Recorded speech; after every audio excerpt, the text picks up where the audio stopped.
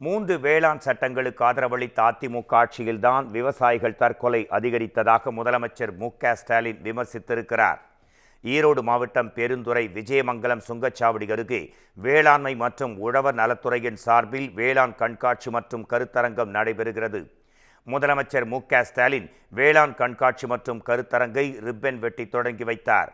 பின்னர் கண்காட்சியை பார்வையிட்ட முதலமைச்சர் அமைச்சர்களுடன் சேர்ந்து புகைப்படமும் எடுத்துக்கொண்டார்.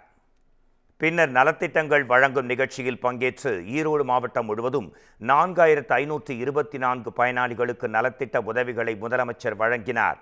முன்னதாக நிகழ்ச்சியில் பேசிய முதலமைச்சர் உழவர் நலன் காக்கும் வகையில் செயல்படும் அரசு வேளாண்மை துறை என கடந்த 4 ஆண்டாக தனி பட்ஜெட் தாக்கல் செய்யப்பட்டுள்ளதாக பெருமிதம் தெரிவித்தார்.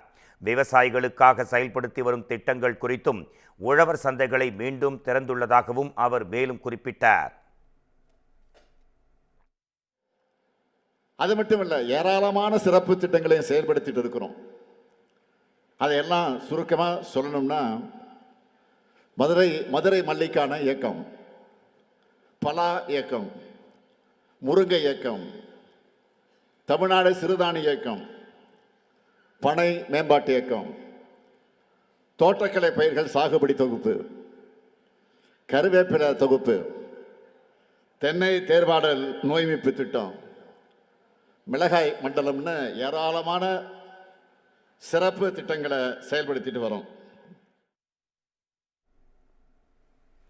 ஈரோடு மாவட்டத்தில் வேளாண் துறை மூலம் செய்யப்பட்டுள்ள நலத்திட்டங்களை பட்டியலிட்டு பேசிய முதலமைச்சர் எல்லா வகையிலும் விவசாயிகளுக்கு துரோகம் செய்தது அதிமுக ஆட்சி என்றும், வேளாண் சட்டங்களை ஆதரித்து பச்சை துரோகம் செய்தது அதிமுக தான் என்றும் விமர்சனம் செய்தார். பயிர்களுக்கு நடுவே களைகள் நுழைக்கும் என்பது விவசாயிகளுடைய இருக்கக்கூடிய உங்களுக்கு நல்லா தெரியும். அப்படிப்பட்ட கலையாக தான் கடந்த அதிமுக ஆட்சி இருந்துச்சு. எல்லா வகையிலும் விவசாயிகளுக்கு துரோகம் செஞ்ச ஆட்சி அது. ஒவ்வொரு விஷயத்துக்கும் நீங்கள் எப்படியெல்லாம் போராடுங்கன்னு கொஞ்சம் நினைச்சு பாருங்க. இன்னைக்கு அந்த நிலைமை மாறி இருக்கு. கடந்த ஆட்சியில் விவசாயிகளுடைய தற்கொலை அதிகமாச்சு.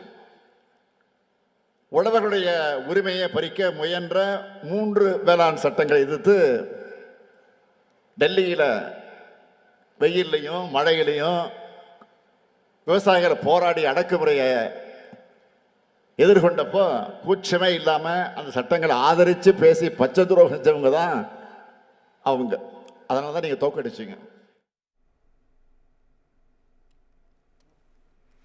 தொடர்ந்து பேசிய முதலமைச்சர் அதிமுக என்றும் களையை களையவும் உழவர்களை காக்கும் இந்த அரசுக்கு உழவர்கள் உறுதுணையாக இருக்கவும் முதலமைச்சர் கேட்டுக்கொண்டார்.